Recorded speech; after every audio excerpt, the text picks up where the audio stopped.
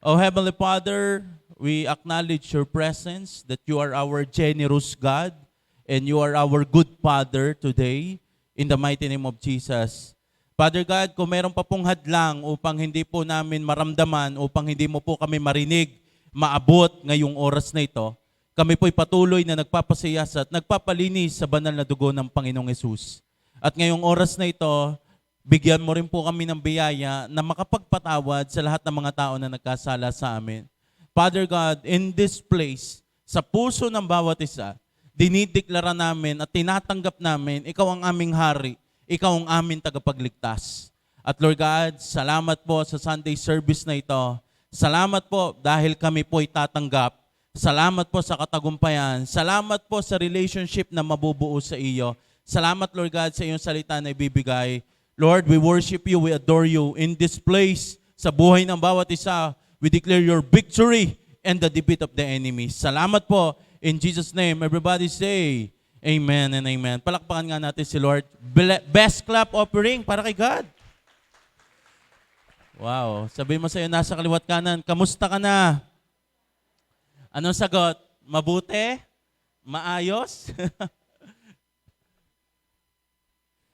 Alam niyo po, ako'y excited to preach this word. Ano? Pero bago yan, ay gusto ko munang i-acknowledge ang ating mga A-group leaders na nag-birthday. Taas nga ang kamay. Meron tayong A-group leader din na nag-birthday ngayon. Nasa si Jamil. Yan ho'y kasama ko na kasimula-simulaan pa. Ayan. Si Burgos nag-birthday din. Ayan, praise God. Sabi ng mga nag-birthday ng January at February, ba't kami hindi nabate? Praise God.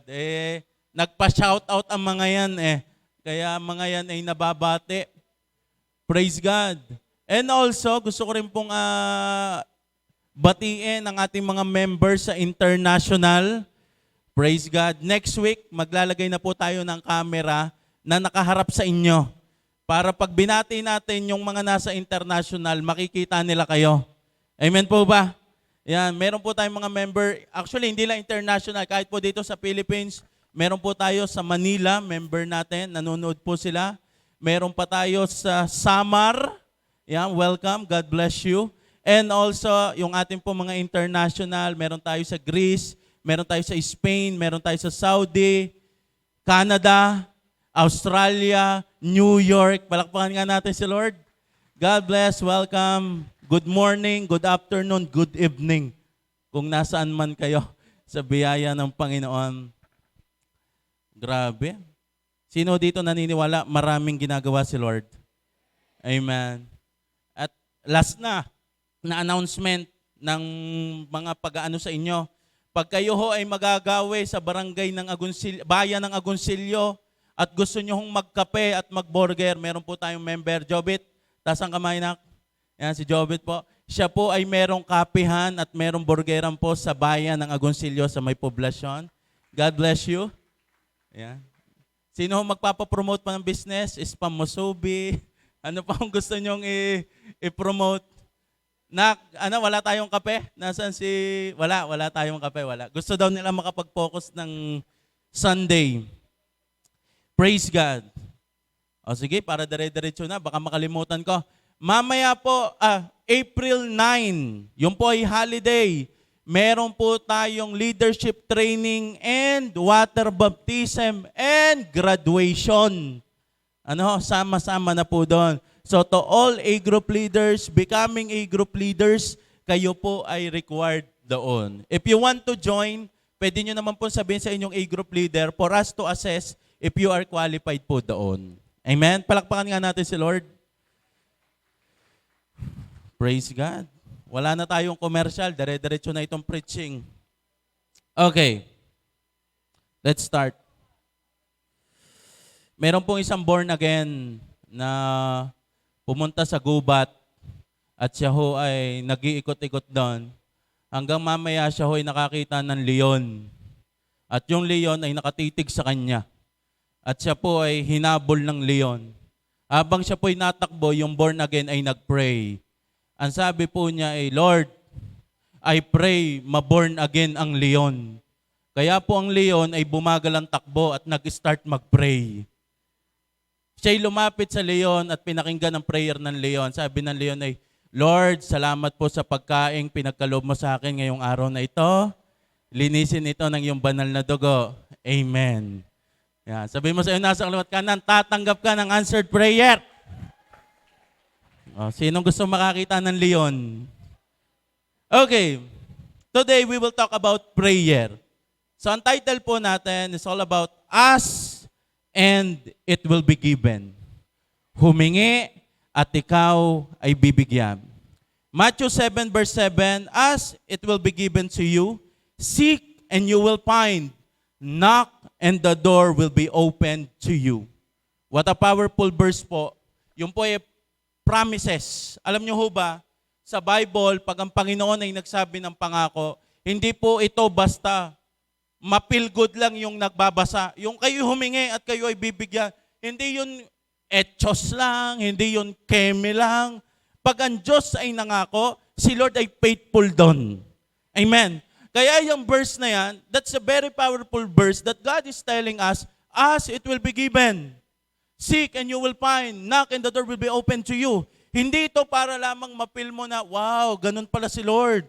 Ang gusto ring iparana sa iyo ay hindi lang yung maramdaman mong ganun si Lord, kung hindi ma-experience mong ang Diyos talaga'y nagbibigay. Tayo daw po'y humingi at ang Diyos ay magbibigay. Alam niyo po ba sa title ng Matthew chapter 7, verse 7 to 11, ang sabi po dyan ng Panginoong Yesus, ito daw ang pangalan ng teaching na yan ay effective prayer. So ibig sabihin, bago niya ito ituro, gustong i-emphasize ng Panginoon na ganito ang principles ng langit. Okay? Ganito kumilos ang langit. Ganito ang nature ni Father God. So ibig sabihin, ngayong araw na ito, bibigyan tayo ni Lord ng sagot. Bibigyan tayo ngayon ng Diyos ng principles, pagtitibay, na alin na ang ating panalangin ay magiging effective. So, bakit ka nga ba tatanggap? Number 1, nature ni Father God. The very first reason kung bakit po ikaw ay tatanggap ng mga bagong bagay ay simple lang. Dahil nature ng Panginoon. Dahil yon ang karakter ng Diyos. Na ang Diyos po natin ay mapagbigay. Praise God. Excuse lang. Now, matindi ito. Si Jesus na nagsasabi, ganito kumilos ang Panginoon. Let's read. Matthew chapter 7, verse 9 to 11. You parents, if your children ask for a loaf of bread, do you give them a stone instead? Verse 10. Or, if they ask for a fish, do you give them a snake? Of course, not. Ang sabi ni Father God, ito daw po ang nature ng pagiging magulang.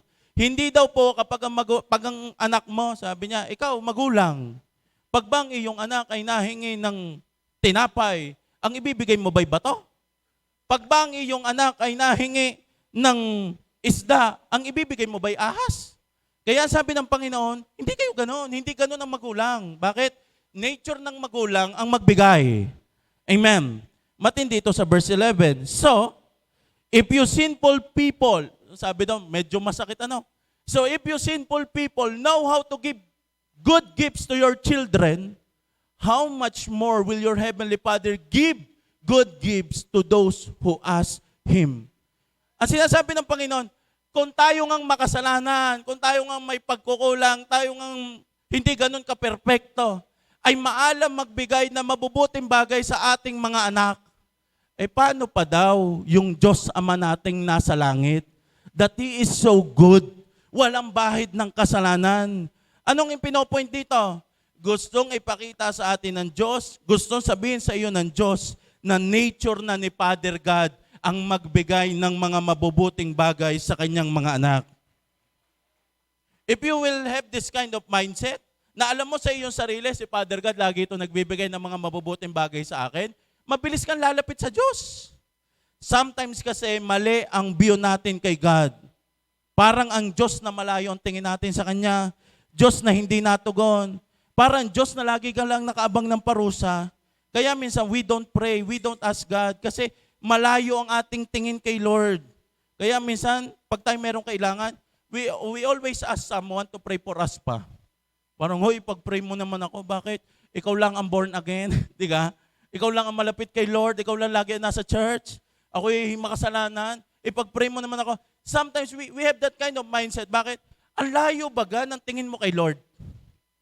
Eh, dito na sinabi sa Matthew chapter 7, verse 11, na meron tayong Diyos amang mabuti sa langit na laging nagbibigay ng mabubuting bagay.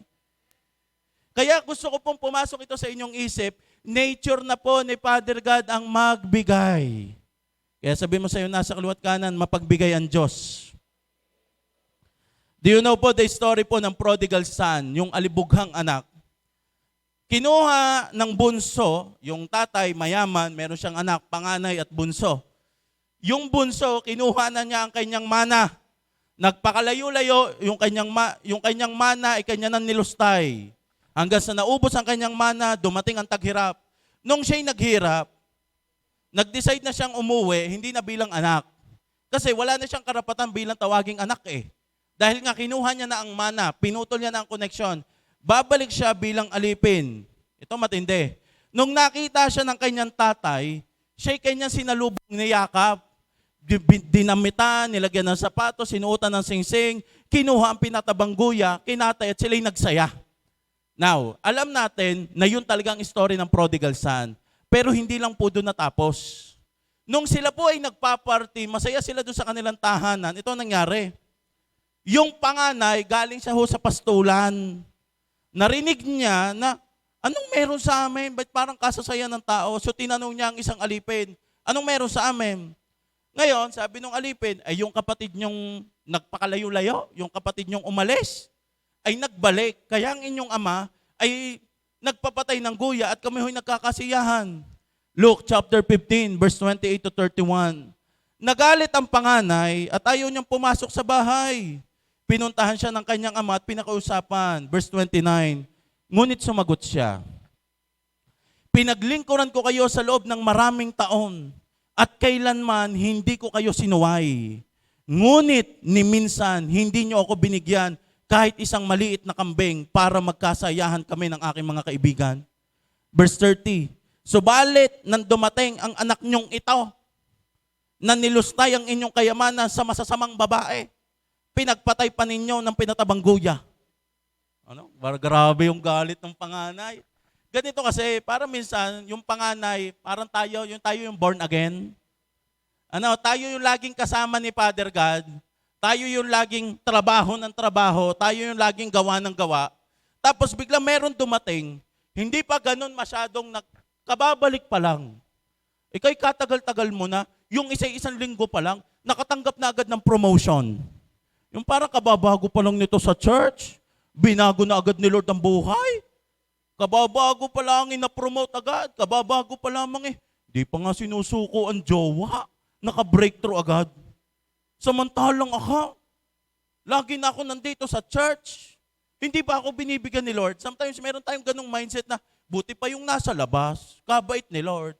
Ako na nga nandito sa loob, hindi man lang mabigyan kahit kaunti. Alam niyo ho, ang sabi ng ama? Sumagot ng ama, verse 31, anak, lagi kitang kapiling at lahat ng aking ari-arian ay iyo. Ano ibig sabihin? Parang pinopoint nung amay garne. Bakit mo kakailangan pa na mag-demand? Bakit gusto mo pala ng kambing? Gusto mo palang magpaparte? Ba't di ka nahingi? Are you getting the point? Ang sabi ni Father God, ang sabi nung ama, lagi mo akong kasama. Ang lahat ng akin ay iyo. Ang ibig sabihin, ikaw ay tatanggap hindi dahil nagtrabaho ka lang. Ikaw ay tatanggap dahil may karapatan ka, dahil anak ka. Are you getting the point? Parang ganito, ikaw ay ang magulang niyo ay nagluto ng pagkain. Sasabihin sa iyo ng iyong anak, ng iyong magulang, magtrabaho ka muna bago ka kumain. Di kayo makapal ang iyong pace. Pagkagising mo, ikay kakain. Kahit pag ikaw ay pagbawalan. Bakit? Alam mo kasi ang karapatan mo. Ang tayo mo, ikaw ay anak. Hindi ka nahihiya. Pag nasa inyo ka, pag alam mong kasama mo ang magulang mo, hindi mo ipagmamalaking ikaw ang nagtatrabaho. Kaya ka nakain kasi alam mo sa iyong sarili, ikaw ay anak. Kaya ka tatanggap kasi alam mong ikaw ay anak. At gusto ko pong i-point out po ito sa buhay ng bawat isa. Tumayo ka bilang ikaw ay anak ng Diyos. Pwede kang kumuha hindi dahil nagtrabaho ka. Ikaw ay bibigyan dahil yun ay karapatan mo. Guys, may relationship tayo sa Panginoon. Yes, may factors na tayo'y nagtatrabaho, meron tayong ginagawa. Pero kapag alam mo, ang tayo mo sa harapan ng Diyos, madaling humingi. Parang ganito pag ikay nabisita sa ibang bahay, di ka makakilos ng ayos, tama ka? Yung ikay pakainin, ang lagi mong sabi agad ay, busog ka. Tama? At kapag ikay nakain, pag sinabing kain pa, kahit ikay gutom pa, ang sasabihin mo ay, busog ka na. Tama? Dahil ikaw ay bisita. Walang masyado relationship. Di ka basta kakain, di ka basta magbubukas. Everything, kung ano lang ang ialok sa'yo, di hanggang doon na lamang talaga. Kahit nga minsan gusto mo pa, hindi talaga. Bakit? Bisita ka Pero pa ikay nasa inyo. Diyos ko, kahit hindi ka alukin ng nanay mo, yan ay tira pa hanggang bukas, inuubos mo na. Bakit? May relationship Yung laman ng rep, hindi mo alam kung yung ipahabilin o hindi. Basta pumasok sa tahanan niya, lulutuin mo yon. Bakit? May relationship. Alam mo ang iyong karapatan. Kaya today, maniwala ka na ikaw ay tatanggap dahil unang-una, nature ni Father God na siya'y mapagbigay. Meron tayong Diyos na generous. So, nakita na po natin ang key. This is the principle of heaven. Kung si Father God ay nagbibigay, di tatanungin niyo ako, ba't hindi ako nakakatanggap? Simple lang, baka kulang ka sa hingi. Sabi mo sa iyo nasa kaliwat kanan, ask. Humingi ka. Baka ikaw yung para yung panganay. Gawa ng gawa. Hindi sinasabi na gusto pala ng kambing para sila makapagparte. Kinukuha ang gusto. Saan? Sa simangot. Kinukuha saan ang gusto? Sa tahimik. Sa padabog-dabog. Sa parinig. Minsan, tayo rin ang nagawa na ikasasama ng loob natin. Gusto mo pala, hindi ka nahingi. Tas magagalit ka pag hindi ka binigyan. Di na nakaramdam. Kung ikaw ay humingi, di kay inalok. Are you getting the point? Minsan kaya hindi, maraming mga bagay na lumalampas sa atin, dinadaan kasi natin sa hulaan.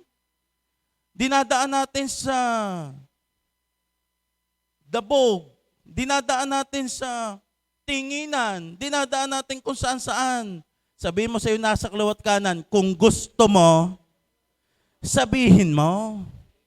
Ikay humingi. Minsan ay nakaabang na laang naman diyan May gusto pala ay masyado ng laging dinadaan lagi sa mga bagay-bagay na nakasanayan natin.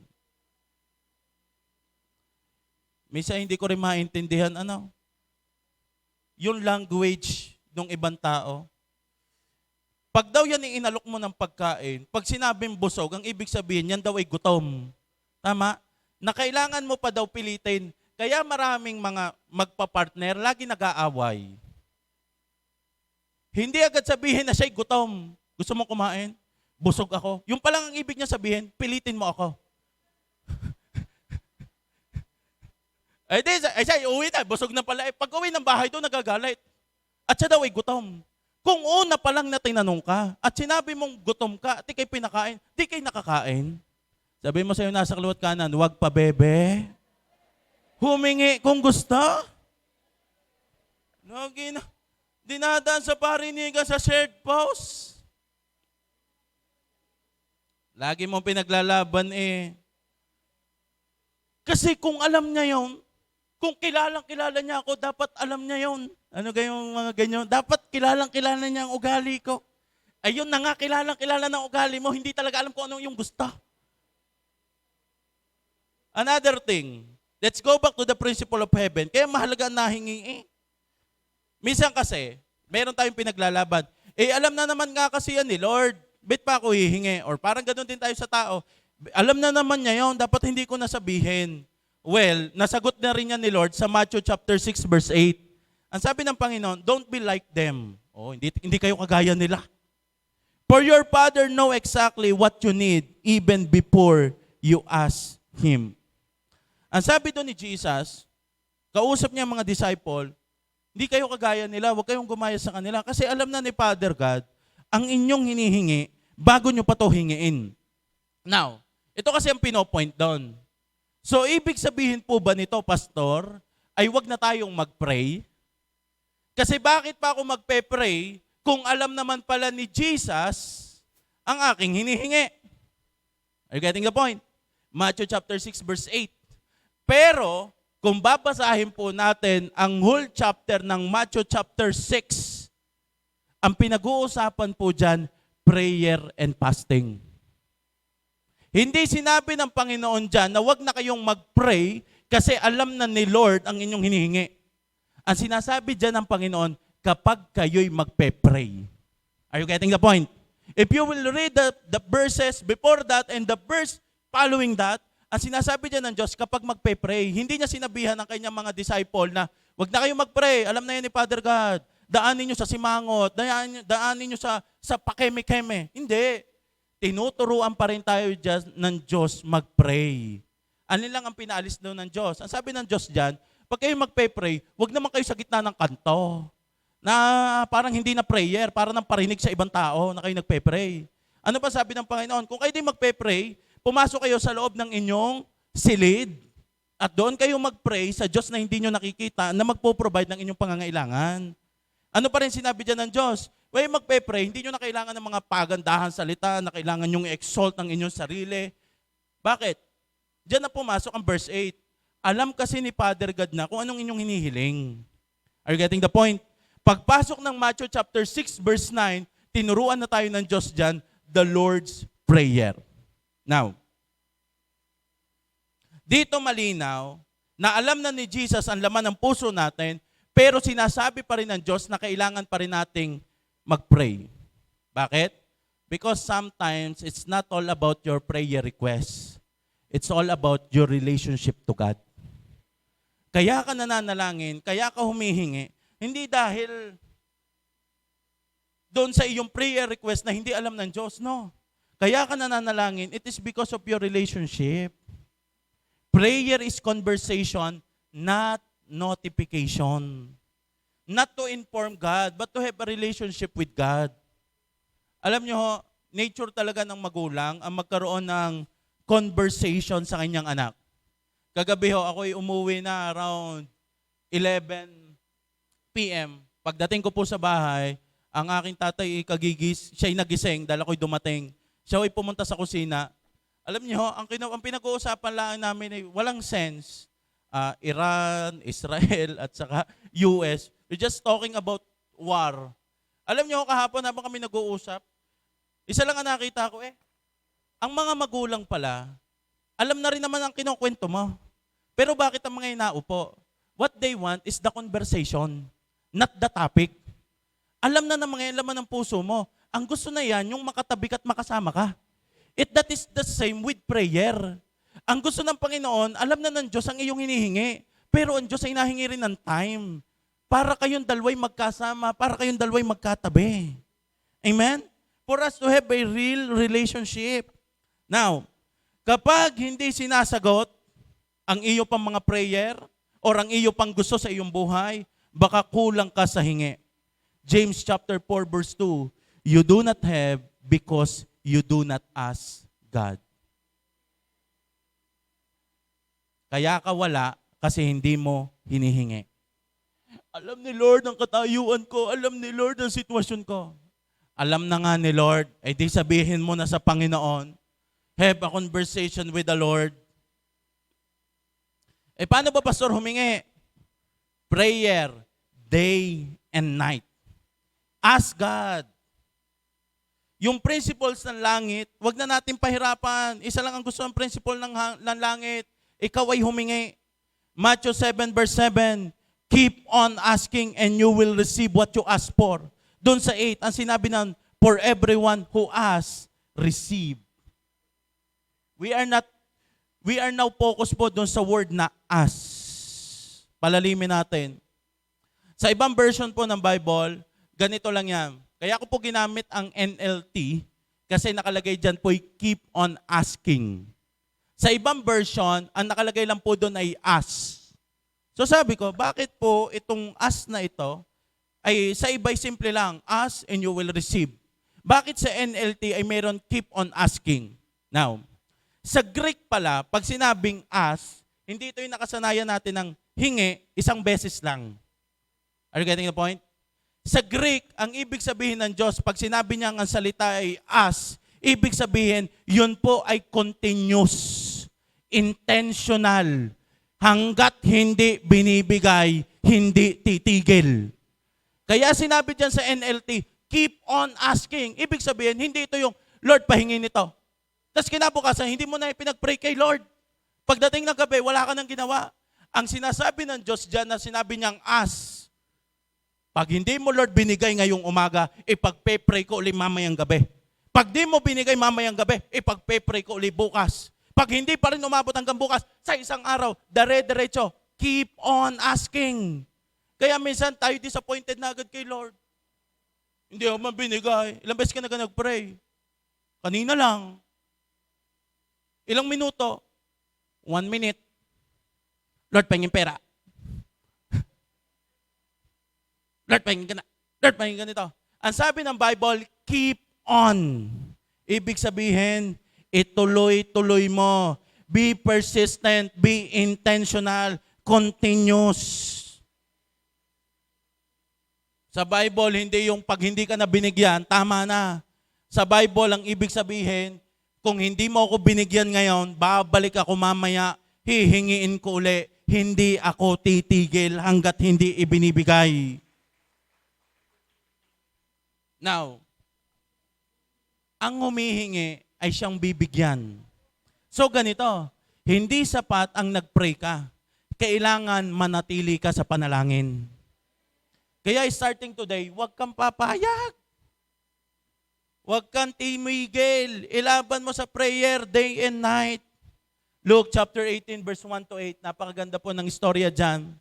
Alam niyo po, sabi ni Jesus Igarne, merong isang masamang hukom at merong lumalapit sa kanya na humihingi ng justice.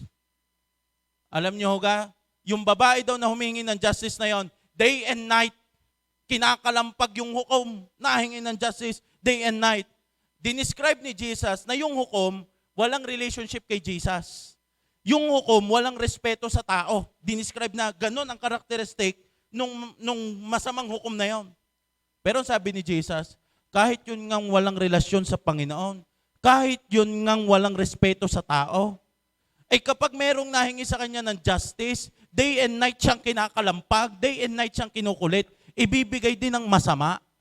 Yung request, dahil nakukulitan di lalo na yung Diyos Ama nyo sa langit, na day and night, inyong sasabihin, inyong i-declare ang inyong pangangailangan, di ibig sabihin, ang Diyos ay walang magagawa, kakakulit ng anak kong are, bigyan na. Sabi mo sa'yo, nasa kalawat ka na, huwag ka kasing tumigil. Tingnan nyo po ang verse 1 ng Luke chapter 18. Then Jesus told his disciples a parables to show them that they should always pray and not give up. Kaya pag sinabing ask, it means it is continuous. Never give up. Always pray. Huwag kang tumigil magsabi. Dahil minsan, nandyan na ang answered prayer. Alam mo na lang kung ano ang kulang, hingi. Alam mo kung ano na lang ang kulang, yung sabihin mo kay Lord na Lord, ito ang aking kailangan. Because that is the principle of heaven. Ask and you will receive. It is not all about you just receive. Meron laging kailangan kang gawin, magtanong ka. Amen? Kailangan may tinatanong para may nakukuhang sagot. I remember, nung ako po ay sinagot ni Pastora Rica, bago ako niyan sagutin, nakailang reject ho. Talaga namang. kaunti na lang ay wounded na buti na lang ang JA1 may inner healing and deliverance. Talagang masama na ang loob Now, ito kasi, ako lagi nag-expect na sasagutin niya ako sa birthday niya, sasagutin niya ako sa birthday ko, sasagutin niya ako sa Christmas, yung mga big event ng buhay namin. Dumaan na ang birthday niya, hindi ako sinagot. Dumaan na ang birthday ko, hindi ako sinagot. Hindi na ako nagtatanong. Nung palang September, si Lord pala'y kinausap na yan, na it is the time. Parang inilagay na sa kanyang puso ng Diyos na ako'y sagutin na. Ang problema, kaya hindi ako masagot, hindi na ako nagtanong. Paano nga naman, minsan nga naman mahirap nga naman yung sa mga babae, yung parang gusto mo nang sagutin, yung nanliligaw sa iyo. Ang problema, hindi ka na nga naman tinanong. Na pwede ba kitang ligaw? Pwede bang kitang maging girlfriend? Dahil yun nga pala, minsan nandyan na ang answered prayer, kulang lang tayo sa tanong. Kaya sabihin mo sa nasa kaliwat kanan mo, tanungin mo kasi. Kapag meron kang ibang nagtatanong, marami ng answered prayer. Minsan kulang lang sa hingi kay Lord kulang lang sa sabi. Gets ko naman pag maraming beses na na-reject. Pero hanggat walang sinasabi ang Panginoon, tuloy ang panalangin, tuloy ang hingi. Amen. Baka marami nag-iintay lang na tanungin. Now, Pastor, ako naman pray na ng pray. Bakit wala pa din? Ito na, we will go into another level. You need to understand the nature. Una, our God is generous. Pangalawa, He is a good Father. Ibig sabihin, ang Diyos po natin ay mabuti. So, kailangan natin maintindihan ay Diyos natin nagbibigay ng mabubuting bagay. 1 Corinthians chapter 10 verse 23, you say, I am allowed to do anything, but not everything is good for you. You say, I am allowed to do anything, but not everything is beneficial. Commercial, hihingi ako ng request dito. Talagang hindi naman nakatapat sa akin. Hintayin lang ho natin. Bago ito ilang minuto, tatapat na ho dito.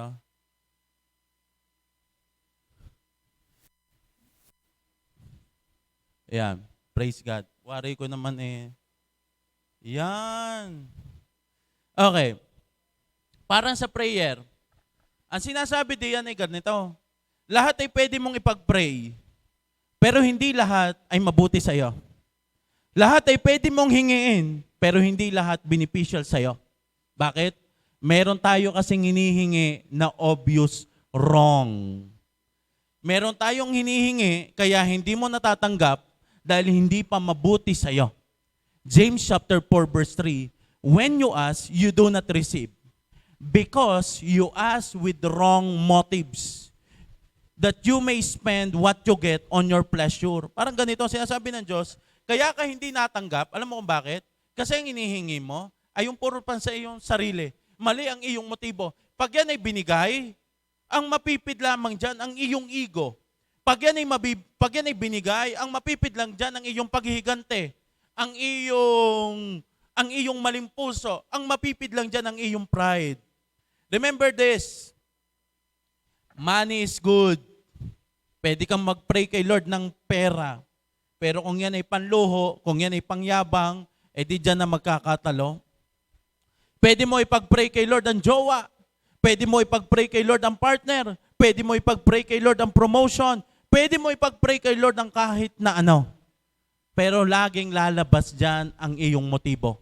Kaya sometimes there is a prayer na hindi pa sinasagot ng Diyos kasi there is something na pwedeng pagbinigay ng Diyos, ang mapid ay ang iyong self. We have a lot of prayers na mabuti naman, pero mali ang ating motibo. Kaya we need to consider. So basahin po ulit natin ang Matthew chapter 7 and 8. Pagkatapos ng ask, ano ang sunod? Keep on seeking and you will find. Everyone who seek, find. Ibig sabihin, ang naghahanap ay makakatagpo. So ganito, ang unang proseso, if you want to receive something from God, is you need to ask. Humingi ka kay Lord. Now, habang ikaw ay nahingi, ito na sunod na process. Seek. Kailangang merong mahanap. Kaya sinabi sa book ng James chapter 4, pag mali ang motibo, wala kang matatagpuan. Ibig sabihin, wala kang makikita. Kaya ang sunod na process, dapat ang iyong panalangin may matatagpuan. Dapat ang iyong panalangin ay merong mararating. Listen, hindi problema ang hinihingi. Minsan ang problema ay bakit ka nahingi. Nothing wrong to ask God to bless you. Pero ang tanong, nasaan si Lord dyan? Baka kaya mo hinihingi yan ay hindi for God's glory. Baka ang hinihingi mo yan for your own self-validation. Nothing wrong na ipag-pray mo ay level up. Pero ang tanong, yung bang pag-angat mo ay baka si self yan o si Lord. There is nothing wrong to pray God sa relationship, sa partner. Pero you need to ask, ba't mo ba hinihingi? It is because you desire it or dahil siya na talaga ang binigay sa iyo ng Diyos? There is nothing wrong with the prayer of restoration, prayer of salvation. Mga sitwasyon na maglalagay sa iyo sa ayos, pumasa ka sa board exam, sa trabaho, sa family. Maraming prayer ang good intention.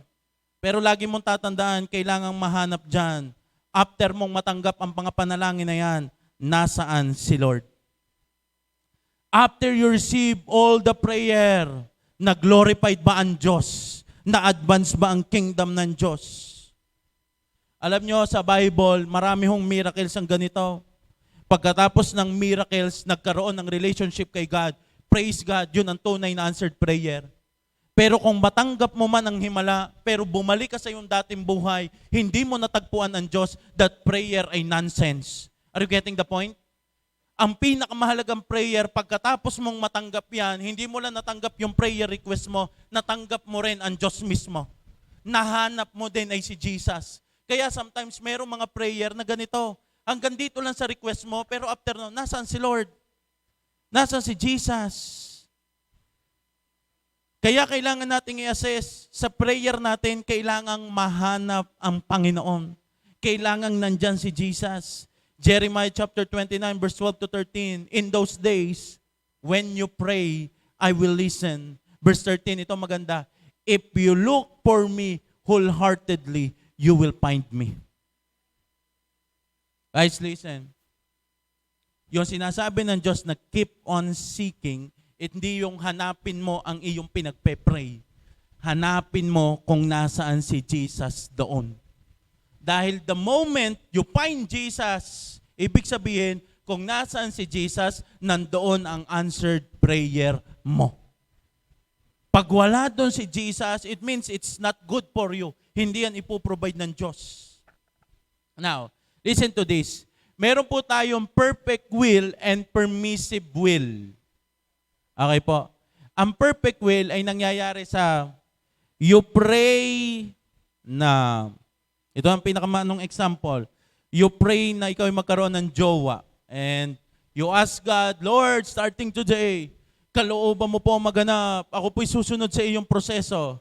Idinaan mo sa waiting process, idinaan mo sa tunay na proseso, you allow God to take over, wala kang ginagawa. At pagdating ng panahon, kayo talaga sa dulo. Ang tawag po doon, perfect will. Amen. Ano po yung permissive will? Ito hindi kalooban ng Diyos. Ito yung relationship na iyong pinilit. Relationship na pinilit. Example, niligawan mo ang nagkakakrush sa iyo at ikaw ay sinagot at sinabi mong lahat na nangyayari ay plano ng Diyos. Ikaw ang nag-take ng action eh. Pinilit mo eh. Are you getting the point? Hindi yun perfect will. Ang tawag doon, permissive will. Nagbunga yan because of your free will. Kaya mo natanggap yon kasi ikaw ang pumilit. Ikaw ang kumuha. Parang sinabi mo na, tatawid ako sa daan na ito kahit maraming nadaan. Kung ako'y mabangga, kalooban ni Lord. Kung hindi, kalooban din ni Lord. Alam mo nang may dadaan, tumawid ka pa. Tapos na ikay nabangga, thank you Lord, let your will be done. That's not perfect will, that is permissive will. Alam mo na mapapahama ka, pinilit mo pa rin. Amen? Tapos, ang nangyari sa akin, kalooban ni Lord. You need to seek. Nung nagde-decision ka, nung pinagpe-pray mo yon, nasaan si Lord? Natagpuan mo ba ang Diyos? After that prayer, Kaya sa bawat panalangin, huwag mo lang tapusin doon sa prayer request mo. After mong ma-receive yan, dapat nandun si Lord. Amen? Dapat makita pa rin si Lord. Now, let's go back doon sa last level. Pastor, meron akong pinagpe-pray. Alam ko namang ito'y binabad ko na sa prayer. Ito na ang will ni Lord. Bakit wala pa din? Tingnan po natin ang pinakahuling level ng prayer. Remember the prayer of Jesus. Matthew 26 verse 39. He went on a little farther and bowed with his head, with his face to the ground, praying, My Father, if it is possible, let this cup of suffering be taken away from me. Yet, I want your will to be done, not mine. Yan po ay prayer ni Jesus sa Garden of Gethsemane nung siya po ay malapit ng dumaan po sa matinding suffering. Siya po ay nagpe-pray. Ang sabi ni Jesus, kung pwede lang, wag ko na itong daanan. Pero hindi, Lord, ang kalooban ko ha. Kalooban mo pa rin. Isa po sa pinakamahalagang ending ng prayer natin ay lagi tayo nagsasabi ng, Lord, let your will be done. Para sa lahat ng panalangin natin, laging ganito ang tapos, Lord, ito po ang gusto ko ha. Pero Lord, kalooban mo pa rin. Meron tayong mga prayer request na talaga namang maganda. Example, palayain ka ng Diyos sa suffering, pagalingin ka ng Diyos sa anumang sakit, iligtas ka ng Diyos sa pwedeng anumang mangyari ng failure ng iyong buhay. If we will assess, ano ba Lord ang masama na kapag pinag-pray ko na ito'y maranasan ko? Di ba Lord, pag ito'y nangyari para to sa ikabubuti ko, pasado sa as.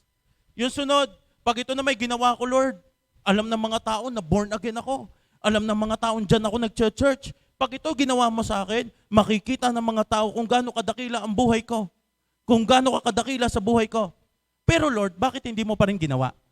Dumating na kayo sa point na gano'n na you question God kasi ang hinihingi mo is for His glory din naman.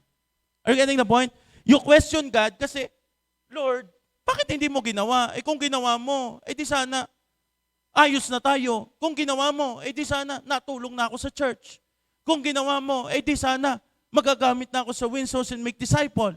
May mga prayer tayo na for God's glory naman, pero bakit hindi pa rin binibigay ng Diyos?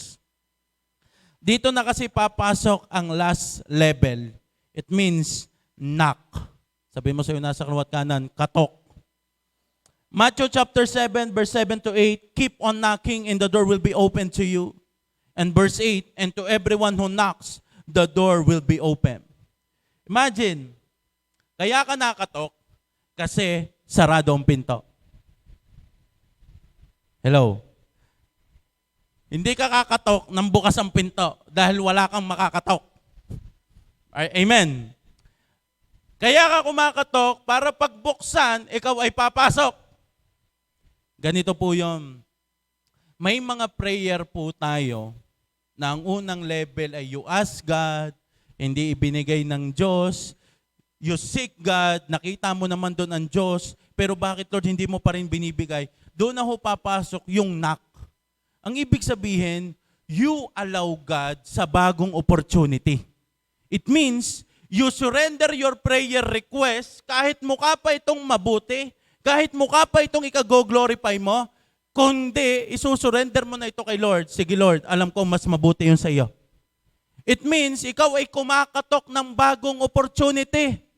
It means ikaw ay papasok sa bagong yugto na inihanda sa iyo ng Diyos. Kaya nga sinasabi doon ng Diyos, keep on knocking. Kung meron kang pinagpe-pray at nagsarado ang pintuan, keep on knocking. It means merong bagong opportunity inihanda sa iyo ang Diyos. Meron kang pinagpe-pray na alam mo naman for God's glory, pero hindi pa rin binigay sa iyo ng Diyos. Well, meron ka pang saradong pinto na pinapakatok sa iyo ang Diyos. It means ready ka sa bagong journey. Minsan kasi what we want is this. Ang gusto natin ay magandang connection ng luma at bago. Pero ang ibibigay pala sa iyo ni Lord ay plot twist. Minsan what we want ay a very perfect journey. Lord, Ipinasa mo na ako dito, ipapasa mo uli ako dito, bibigyan mo ako ng magandang trabaho dito, ipopromote mo ako dito.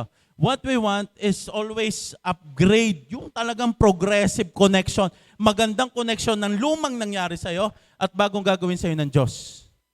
Pero sometimes, ang gusto palang ibigay sa'yo ng Diyos ay plot twist. Ibig sabihin, yung nakasanayon mo ng una, isasarado talaga yun ng Diyos at bubuksan ng Diyos ang bagong opportunity sa iyong buhay. It means totally bago na. Ay pastor, kailan ko malalaman na mali ng aking prayer? Alam niyo po, prayer is relationship. Marami ka pong prayer na pinagpe-pray mo noon nung lumalim ang relationship mo kay Lord na bagong iyong prayer. Next slide mo. Yung ask, seek, and knock. Ganito po ang level of prayer. Yung ask, that is level 1, Lord, bigyan mo ako. Yung seek, Lord, ikaw po ang makita dito. At ito ang knock, Lord, kalooban mo po. It means, doon sa Lord, ikaw ang makita dito, meron kang gustong mangyari sa iyong buhay na dapat kilusan nyo ng Diyos for God's glory. Pero yung knock, Lord, sige na, kahit na ako na mapahiya, kahit ako na magmukhang ano dito, basta i-shift mo ng matindi ang aking buhay, Lord, kalooban mo po. Kaya kung merong pangyayari sa iyong buhay na idinaan mo na sa maraming panalangin, nagpa-pray ka na sa lahat, nagpa-deliverance ka na sa lahat, hindi pa rin nangyarit na ganap. Ibig sabihin, merong matinding ginagawang pagbabago ang Diyos sa iyong buhay. At ano lang ang kailangan mong gawin? Keep on knocking.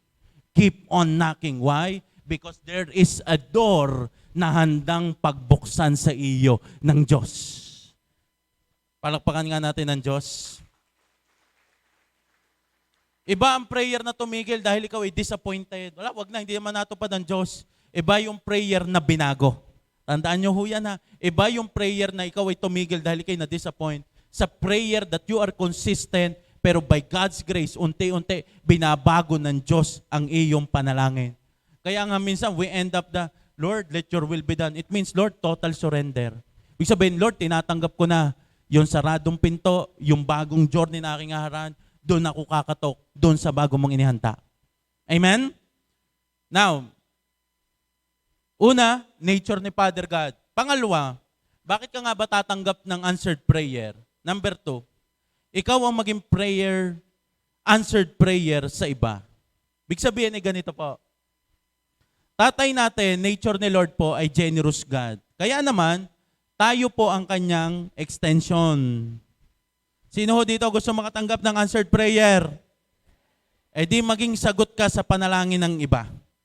Alam nyo po, ang Matthew chapter 7 to 12, yan po ay magkakasunod na topic. Yung kumbaga isang turuan niya ni Jesus. Nung akin po itong ina-assess, kasi ang Matthew chapter 12, ang tawag po dyan, the golden rule. Ano po ang golden rule? Let's read the verse. Do to others whatever you like them to do to you. This is the essence of all that is taught in the law and the prophet.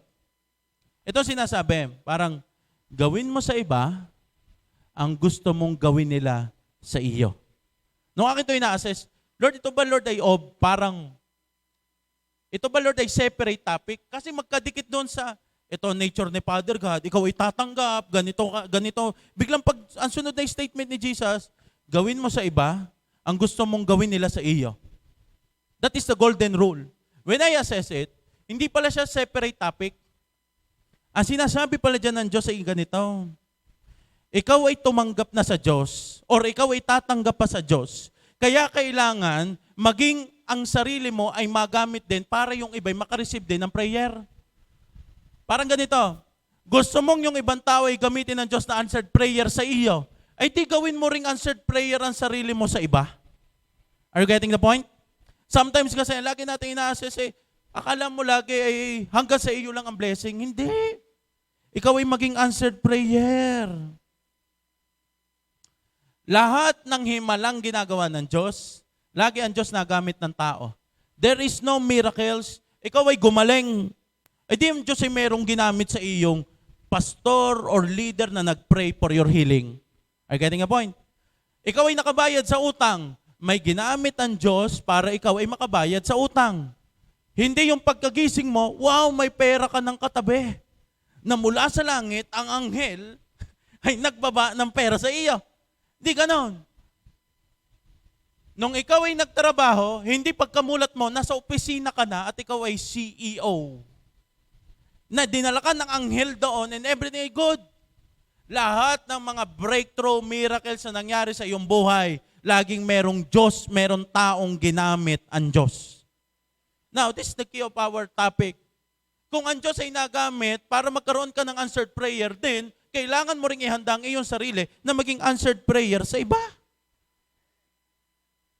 Huwag ka lang maging masaya sa answered prayer mo, maging masaya ka din na maging answered prayer sa iba.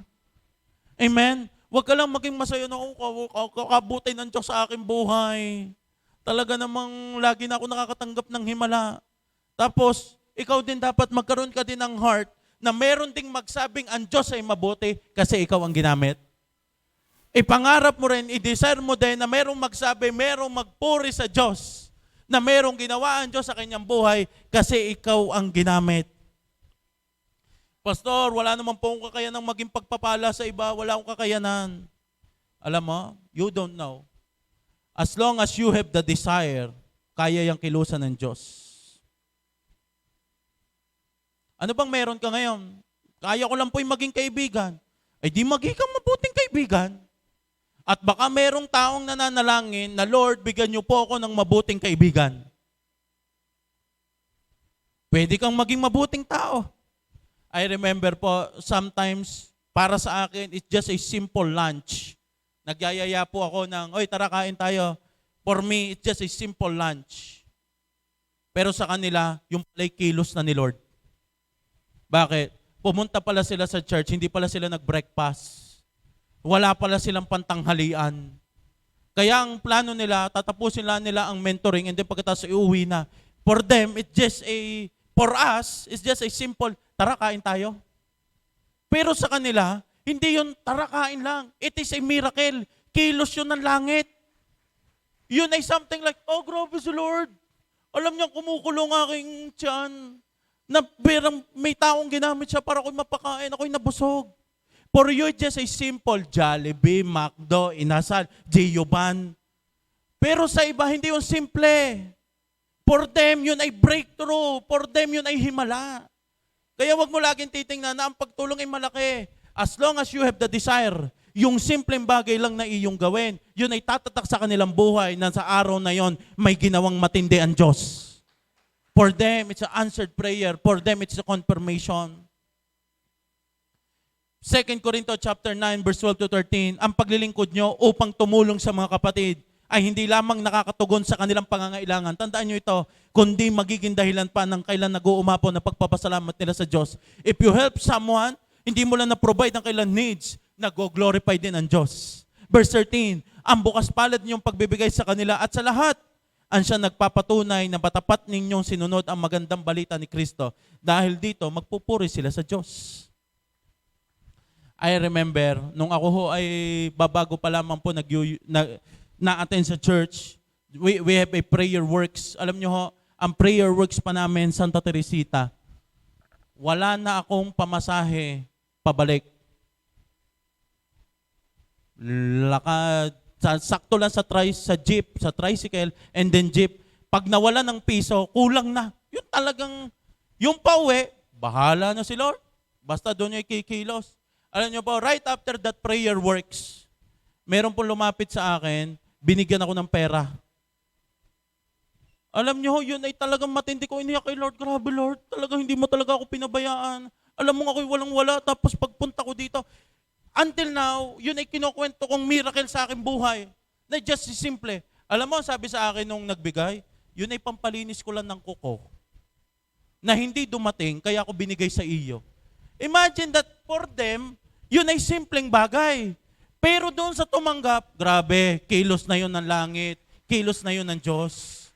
Kaya minsan nakala natin, simple lang yung ginagawa natin, pero hindi mo alam, yung ginagawa mo pa lang yun, tumatagos na sa kanilang puso. Kasi merong isang araw sila nagpe-pray kay Lord na, Lord, kahit ganito lang, Lord, paano na naman? At ikaw ang ginamit ng Diyos. Hindi mo kailangan agad ng malaki. Gusto kong maging answered prayer. Gusto kong i-provide ang magandang bahay para sa iyo. Ilibre mo muna ng lunch. Ilibre mo muna ng ganyan. Okay na yun. Ano pa? Yung maging mabait ka sa leader mo? Answered prayer yan sa kanila. Yung wag kang malate, answered prayer yan sa mga intercessor. Yung mag-disciple ka, answered prayer yan sa kanila. Yung akala mo mga simpleng bagay lang sa iyo, alam mo ga, dumating ka on time, merong intercessor na naiyak. Kasi sabi, wow Lord, pinatunayan mo tunay ang aming panalangin. Yung pala'y pinagpe-pray ka na wag kang malate. Umatin ka ng mga prayer works, umatin ka ng maraming answered prayer, maraming panalangin ang nasasagot sa pag-show up mo. Bakit? Maraming nananalangin dyan. If you want to receive answered prayer, ikaw muna maging answered prayer. 2 Corinto chapter 1 verse 3 to 4, purihin natin ang Diyos at Ama ng ating Panginoong Jesucristo, ang Ama ng kahabagan at Diyos na pinagmumulan ng lahat ng kaaliwan. Ang ganda nito sa verse 4, inaaliw niya kami sa aming kapighatian upang sa pamamagitan ng kaaliwang tinanggap natin sa Kanya ay maaliw naman namin ang mga nahahapis. Are you getting a point? Ikaw na nakaramdam, ikaw na nakaranas ng pag-ibig ng Diyos, ang sinabi doon, inaaliw tayo ng Diyos, hindi para matapos sa maaliw lang tayo. Hindi matapos sa atin ang panalangin. Kaya ang Diyos may ginagawa sa iyo upang yung natanggap mo na yan ay magamit mo din sa iba. Kaya minsan laging feeling mo ikay kulang, dahil ang gusto mo, lahat magtatapos sa iyo. Yung ikaw na lamang ang tagatanggap. Pero ang puso ng mga taong handang maging answered prayer sa iba, kahit marami ang kulang, lagi yung puno. Bakit? Hindi kasi siya lalagyan, siya'y vessel. Siya kasi daluyan, ibig sabihin continuous. Pag gusto mo lahat sa iyo may stock, matotoxic ka dyan, malalasong ka dyan. Kailangan ay nagpo-flow ang blessing. I will end with this verse, Kawikaan 11 verse 25. Ang taong matulungin, sasagana ang pamumuhay, at ang marunong tumulong ay tiyak na tutulungan. This week, maniwala ka na merong Diyos na nagbibigay sa iyo. Amen? Dalawang bagay lang po gusto kong ipaunawa. If we want to receive, to have a life na full of answered prayer, unang bagay, you need to change your mindset. Na alin? Na ang Diyos ay malayo. Hindi. Ang Diyos ay malapit at pwede kang humingi sa Diyos. Pangalawang bagay na gusto ko po ipaunawa sa inyo, ikaw mismo ay pwedeng maging answered prayer sa iba. Na meron taong magpapasalamat sa Panginoon dahil sa iyo. For you, it's just a simple hatid, but for them, grabe, himala na yan ng Panginoon. Kasi hindi na nila alam kung paano sila uuwi. Hindi mo alam ang kilos ng Panginoon. Kaya ngayon, pangarapin mo, i-desire mo sa iyong sarili na ikaw ay maging answered prayer sa iba. Tayo pong lahat ay tumayo.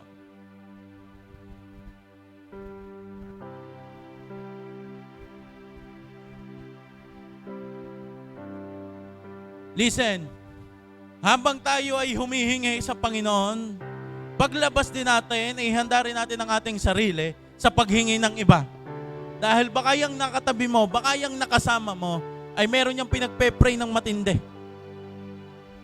At kailangan lamang pala ng isang kilos, kailangan lang pala ng isang gawa.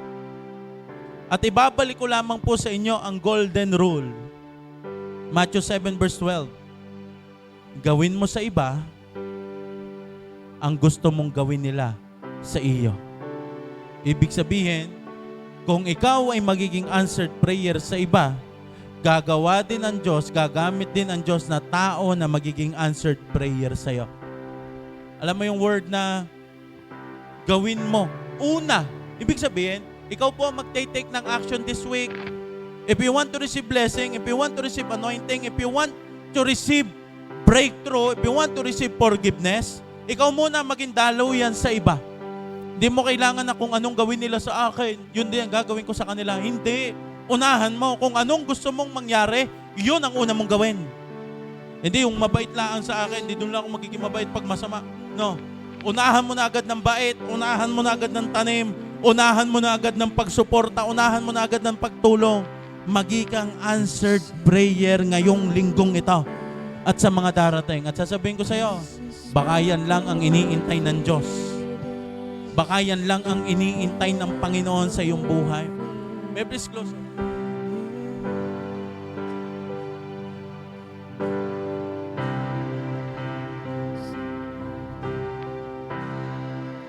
Your promise still stands.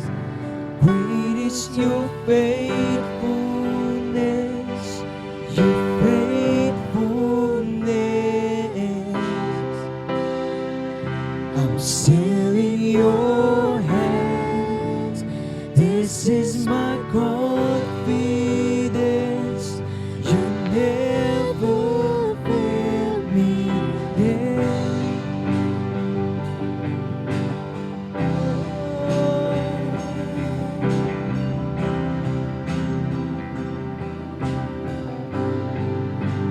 Now, we will go back to the roots.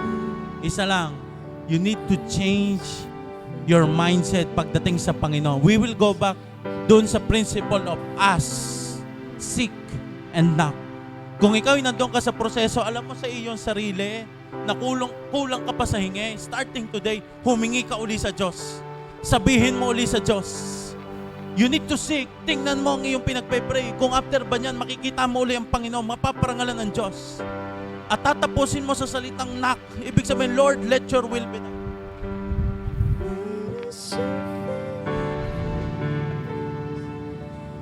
Come on, ask. Matthew 7, verse 7. Ikaw ay humingi. This is my God. Ikaw ay bibigyan. Come on, ngayong oras na ito sa pangalan ng Panginoong Hesus. In the name of Jesus.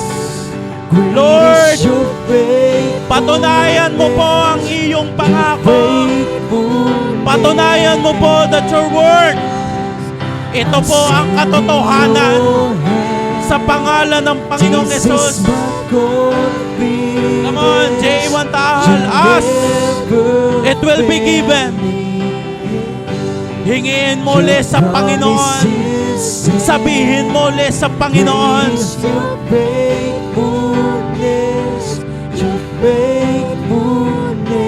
Come on, ask and it will be given. Ask, it will be given.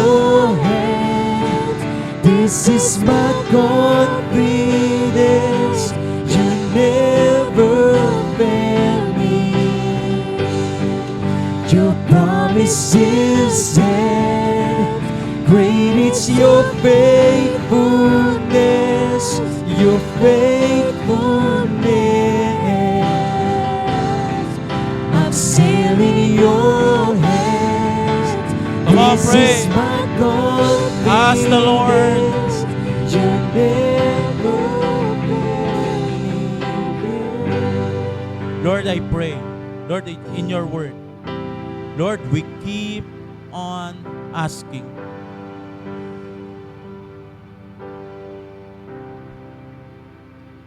Lord, those who ask.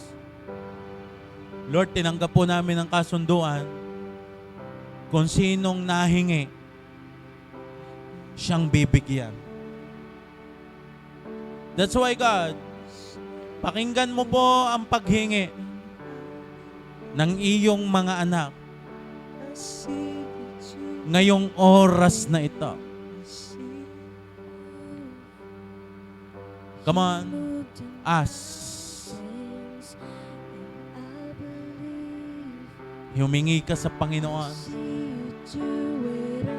Magsabi ka sa Panginoon ngayong oras na ito. Pastor, matagal ko nang pinagpe-pray. Then that is the essence of keep on. Keep on. Yes, matagal mo nang pinagpe-pray, pero iba ngayong oras na ito dahil may tinanggap kang pangako. Basta humingi, lahat ng humihingi, lahat ng patuloy na hihingi, siyang bibigyan. Baka isang prayer request na lang. Baka isang hingi na lang ang kailangan mo ngayong oras na ito. I tell you, do not be afraid. Huwag kang matakot humingi ng himala ngayong oras na to. Huwag kang matakot humingi ng mga pagbabago sa iyong buhay. Baka isang hingi na lang ang kailangan mo. And I believe I see you do it again. I Now, see you move. we will pray to God. Isa lang ang kailangan mong gawin. You need to make sure yung pinagpe-pray mo na yan, makikita dyan ang Diyos. Okay? You need to make sure. There's no wrong prayer. Walang maling panalangin ngayong oras na ito. Alam mo sa iyong sarili, Lord, pag ito, Lord, binigay mo, you will be glorified. You will be glorified. Ngayong oras na ito, yung pinaka-desire talaga ng iyong puso. Kahit 5, kahit yung talagang alam mo sa iyong sarili, that, Lord, ito talaga, Lord, ang gustong-gusto kong maranasan. At sasabihin ko sa iyo, yung pinagpe-pray mo na yan, yan ay iyong matatanggap. Yan ay iyong matatanggap. Yung pinagpe-pray mo na yan, ikikilusan yan mightily ng Panginoon. Kagawa niya ng Panginoon. Now, kung hindi mo matanggap, ako'y naniniwala, pagkatapos pala ng service na ito, meron ka ng panalangin tinanggap. Meron na ditong tatanggap agad. Bakit? Dahil humingi eh. Dahil meron kang hiningi, ibig sabihin, meron kang tatanggapin. Now, pagkatapos nito, Pastor, hindi pa rin po dumating ngayong hapon. Pag-pray mo ulit mamaya. Pastor, hindi dumating na magdamag. Pag-pray mo ulit bukas. Pag-pray mo agad. Dahil yan ang sinasabing ask. Keep on asking. Huwag kang titigil hanggat hindi mo nararanasan. Pag hindi yan kalooban ng Diyos, kusang babaguhin ng Diyos ang iyong puso. Pero hanggat walang sinasabi ang Panginoon, keep on asking.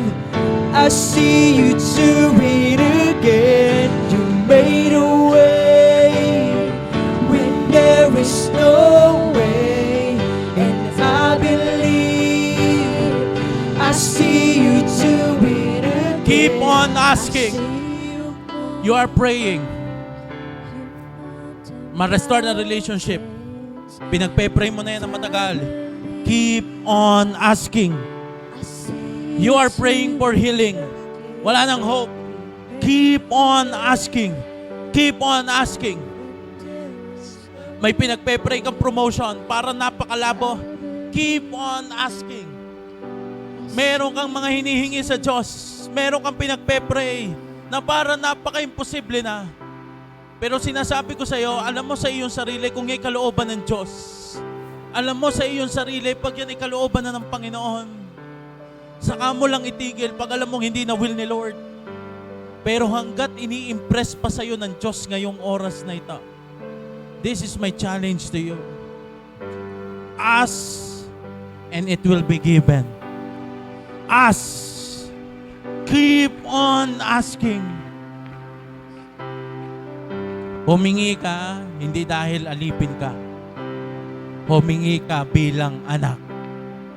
Tatanggap ka, hindi dahil ikaw ay servant. Tatanggap ka dahil karapatan mo yon. Dahil ikaw ay anak.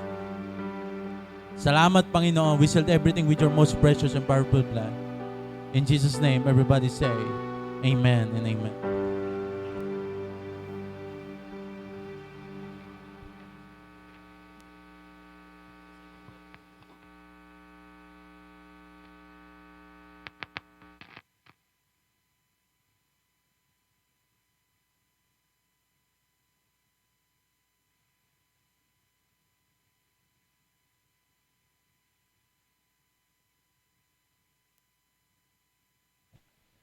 Praise.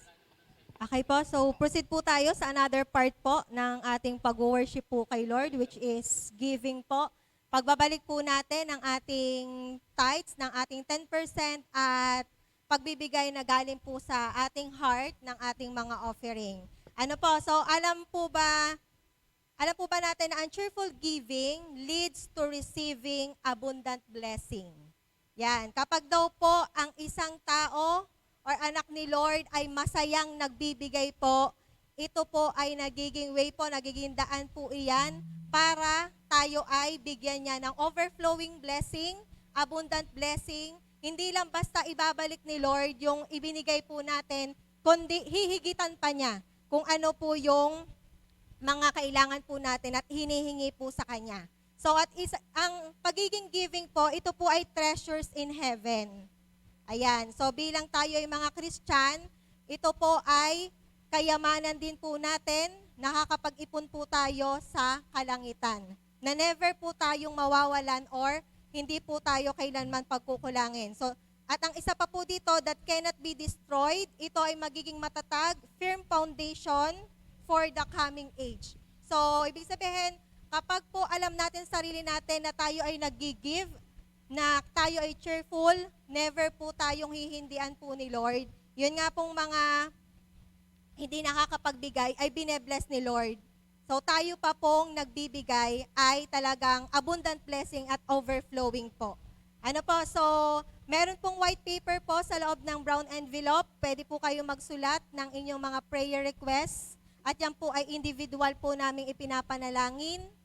Ayan po kung ano po yung desire ng inyong heart. At para po sa mga online, na nanonood po sa online, so meron pong nakalagay po diyan sa inyong monitor ng kung saan po natin isesend. At pwede rin po kayong mag-update, magsabi po sa inyong mga e-group leader once na kayo po ay mag-sesend para po iyan po ay mai-record po natin sa ating finance. Okay po, so let's pray. Tayo po ngayon ay mananalangin para po sa ating mga tanim. Hawakan po natin. Let's close our eyes and bow our head in the name of Jesus Christ. Lord, thank you so much, Panginoon. Lord, itong prayer na ito, Panginoon, ito yung aming puso na kung paano, Panginoon, na ginoglorify ka namin. Lord God, tinataas ka namin yung pangalan mo in the name of Jesus Christ sa mga oras na ito, God. In Jesus' mighty name. Lord, thank you, Panginoon, sa lahat ng mga answered prayer. Thank you, Panginoon, sa lahat, Panginoon, na ginagamit mo kami, Panginoon, na maging blessing, Panginoon, sa mas marami pa. Lord, sa oras pong ito, Panginoon, ito hawak namin ang aming mga seed. Lord God, nagbabalik kami ng aming 10% dahil alam namin na kami ay nakareceive na ng pagpapala na nanggagaling sa iyo, God. In the name of Jesus Christ. At Lord, maging ang aming offering, Lord God, with a cheerful heart, Panginoon, ito ay ibinibigay namin sa iyo, Panginoon. Lord God, na may kagaanan, Lord God, na masaya, Panginoon God, in Jesus' mighty name, Lord. Maraming salamat, Lord God, sa bawat isa na nagiging giver, Panginoon, at cheerful givers mo, Panginoon God, in Jesus' mighty name. Lord, sa mga oras na ito, Lord, ito'y selyuhan mo ng banal mong dugo. Ito'y magagamit for your glory alone, God. I declare, Panginoon, God promises to open, Panginoon, windows of heaven. At ipupour out mo, Panginoon, ang blessing na hindi mako-contain, Panginoon, ng kahit na sino man, Lord God.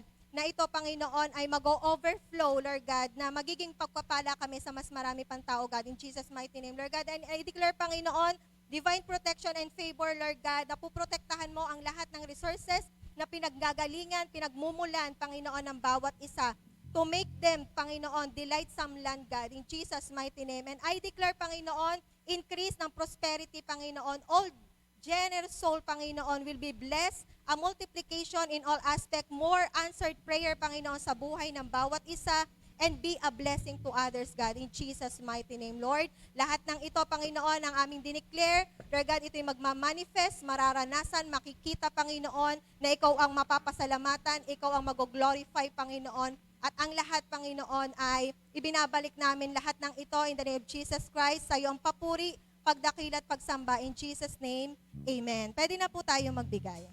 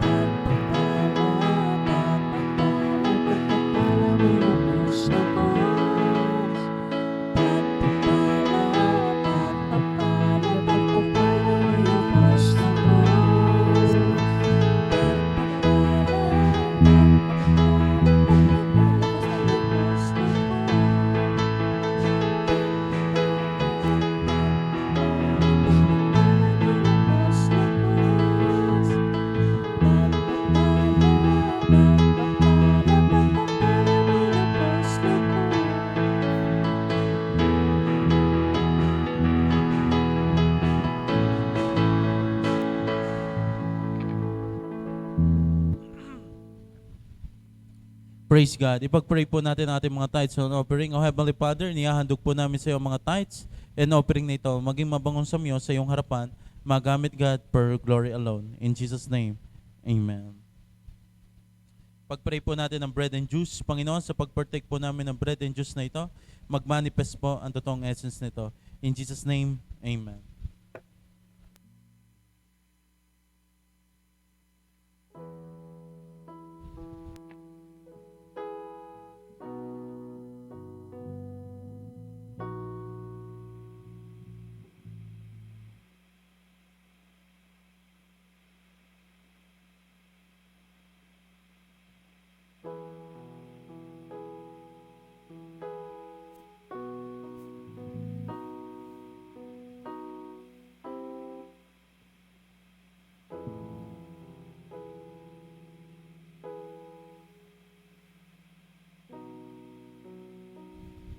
Para po sa lahat ng meron na, maaari po kayong tumayo.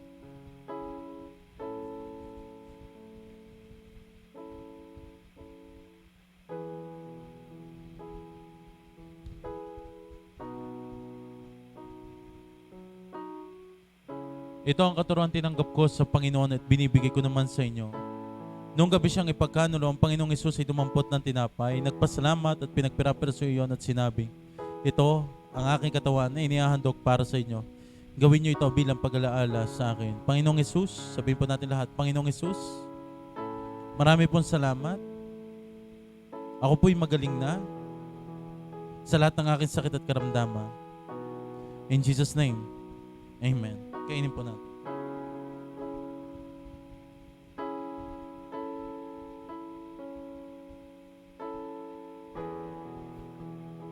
Matapos maghapunan, dumampot din siya ng kopa at sinabing, ang kopang ito ay ang bagong tipan ng Diyos na pinagtibay ng aking dugo. Tuwing iinumin niyo ito, gawin niyo ito bilang pag-alaala sa akin. Sabihin po natin lahat, Panginoong Hesus, marami pong salamat. Ako po'y malinis na sa lahat ng aking karumihan. Mahal na mahal kita, paglilingkuran kita habang ako'y nabubuhay. In Jesus' name, Amen. Praise God. Sa lahat po ng mga A-group leaders, meron po tayong mentoring mamaya pong hapon, 2:00 po. Ano po? 2:30. So yun lamang po, tayo po'y manatili nakatayo at ideklara po natin ang katagumpayan ng ating Diyos.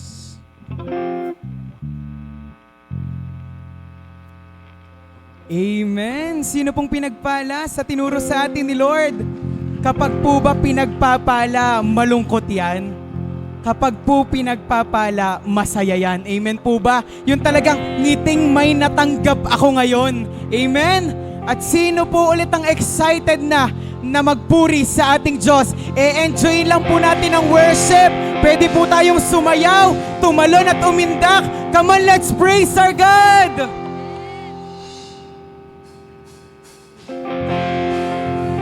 Come on kapatid, pwede mong ipalakpak ang iyong kamay.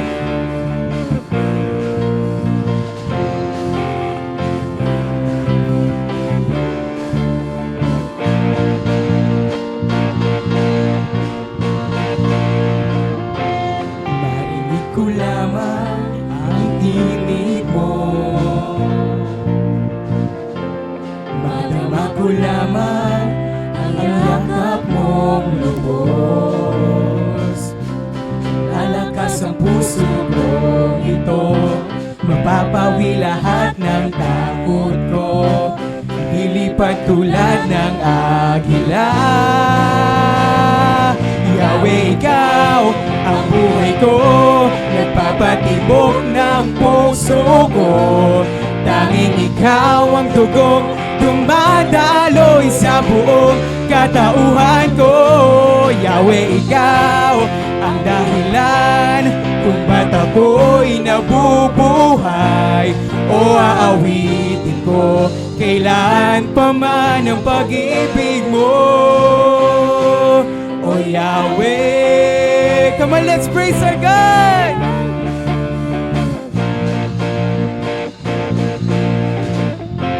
Makita ko lamang ang kagandahan mo. Madama ko lamang na ika'y kasama ko. Ako ay tatayo, di susuko. Alam kong di ako mabibigo. Isisigaw ko sa buong mundo. Woo! Yahweh, ikaw ang buhay ko. Nagpapatibok ng puso ko. Tanging ikaw ang dugong dumadaloy sa buong katauhan ko. Yahweh, ikaw ang dahilan kung ba't ako'y nabubuhay. O aawitin ko kailan pa man ang pag-ibig mo. Come on! Yahweh, ikaw ang buhay ko. Nagpapatibok ng puso ko. Tanging ikaw dumadaloy sa buong katauhan ko. Yahweh, ikaw ang dahilan kung ba't ako'y nabubuhay. O aawitin ko kailan pa man ang pag-ibig mo. O Yahweh, O Yahweh. Lalakas ang puso kong ito, mapapawi lahat ng takot ko. Hindi lipad tulad ng agila.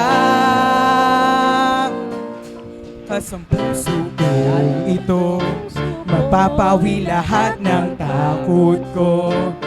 Lilipad tulad ng agila. Lalakas ang puso kong ito, mapapawi lahat ng takot ko. Lilipad tulad ng agila. Woo! Yahweh, ikaw ang buhay ko. Nagpapatibok ng puso ko. Tanging ikaw ang dugong dumadaloy sa buong katauhan ko. Come on! Yahweh, ikaw ang dahilan kung ba't ako'y nabubuhay. O aawitin ko kailan pa man ang pag-ibig mo. O Yahweh, O Yahweh.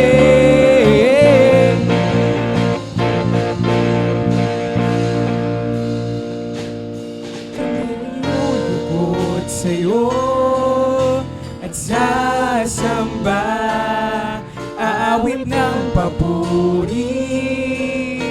Itataas kita, magbibigay pa sa salamat sa iyong mga gawa. Hari ka't Panginoon ng buhay ko. Sinasamba kita, wala nang tulad mo.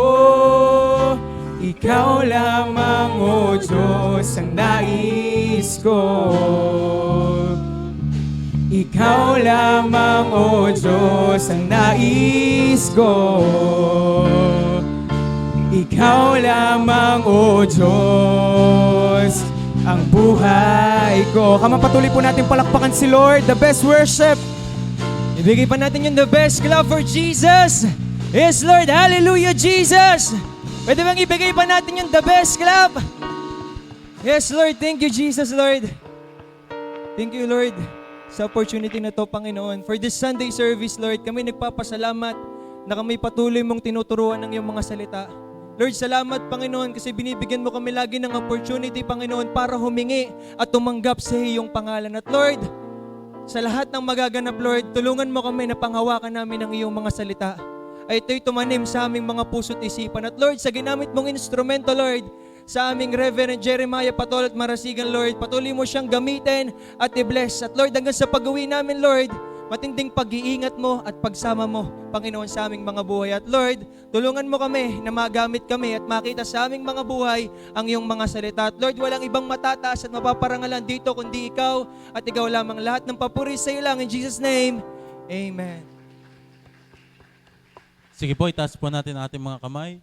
At iniiwan ko sa buhay ng bawat isang walang hanggang pag-ibig, kapayapaan nagmumula kay Yahweh, pagbabalat pabor nagmumula sa Panginoon Kristo, pagsama, pag-lead, pag-guide ni Holy Spirit, sumating yung bukas at magpakailanman at lahat ng anak ng Diyos, lahat ay magsabi ng Amen and Amen.